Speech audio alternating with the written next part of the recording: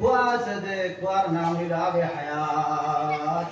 সেই আবে হায়াতের মধ্যে গোসল করে করে এনে ঢুকাও কুয়া, তখন সমস্ত মানুষের সেই আবে হায়াতের মধ্যে নিয়া গোসল করা নেই ভাই। আর গোসল করা নেই লাগে লেগে 14 রাত্র শান থেকে আরো সুন্দর এই বাহুকা সুবহানাল্লাহ। এই সমস্ত মানুষ নিয়ে আল্লাহ পাক পরবর্তীকারে আলমের হুকুমে নবী করিম সাল্লাল্লাহু আলাইহি ওয়াসাল্লামের হুকুম দিছলারে ও নবী করিম সাল্লাল্লাহু আলাইহি ওয়াসাল্লাম সব লইয়া গিয়া জান্নাতের মধ্যে ঢুকিবা। আর কিছু দিন যাওয়ার পরে আল্লাহর রাসূল সাল্লাল্লাহু আলাইহি ওয়াসাল্লাম ফিরবার আল্লাহ পাক পরবর্তীকার আলমের কাছে দরখাস্ত করবা। তখন আল্লাহ পাক পরবর্তীকার আলমে ফরমাইব, হাবিব আপনি যান, যার দিলের মধ্যে রাই বরাবর ঈমান আসলো, দুনিয়ার জমিনও যারা চাইছে ওরা চলছে, নামাজ পড়েছে না, রোজা রাখছে না, দুধুলি লাগাইছে, মিশামা দিছে, যেটা চাইছে ওটা হচ্ছে, কোনো নেক আমল হচ্ছে না, কিন্তু এই কথারে বিশ্বাস করতো যে আল্লাহ এবং আপনি নবী সত্য নবী, এই কথা বিশ্বাস করতো। ওরা যত মানুষ আপনি গিয়া জাহান্নামের মধ্যে হইবা সমস্ত আনি লাগতো গিয়া বাসি বাসিয়া, তখন নবী করিম সাল্লাল্লাহু আলাইহি ওয়াসাল্লাম তৃতীয়বার যাইবা, গিয়া এই জায়গা থেকে আপনার সমস্ত রাই বরাবর ঈমান মানুষ সারা বাসি বাসি আনিয়া জান্নাতের মধ্যে ঢুকাইবা। হোক সুবহানাল্লাহ। আমার ভাই হলার দুস্থ হলার বুজুর্গ হল, আমার নবীর কত যে মায়া আর মহব্বত উম্মতের লাগিয়া কত যে দরদ রে ভাই।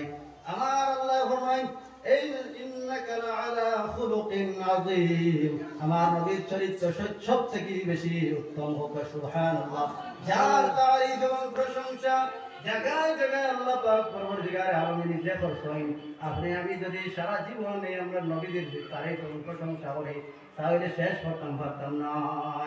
অনেক জায়গার মধ্যে আল্লাহ পাক পরবর্তীকার আলমে নবীদের সম্বোধন করিয়া হইছেন, কিন্তু ইয়া মুহাম্মদ হইয়া হইছেন না।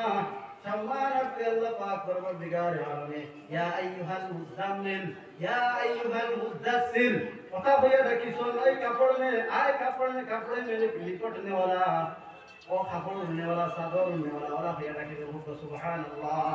আমার ভাই এখন শায়রে অনেক সময় তারিফ এবং প্রশংসা করিয়া নবী করিম সাল্লাল্লাহু আলাইহি ওয়াসাল্লাম অনেক সময় তারিফ এবং প্রশংসা করিয়া কইতেন, না জানম খুদা আমি তখন গোয়েমত কেওয়ালা তরি যাচ্ছে মন গোয়েমত, না জানম খুদা আমি তখন গোয়েমত কেওয়ালা তরি যাচ্ছে মন গোয়েমত।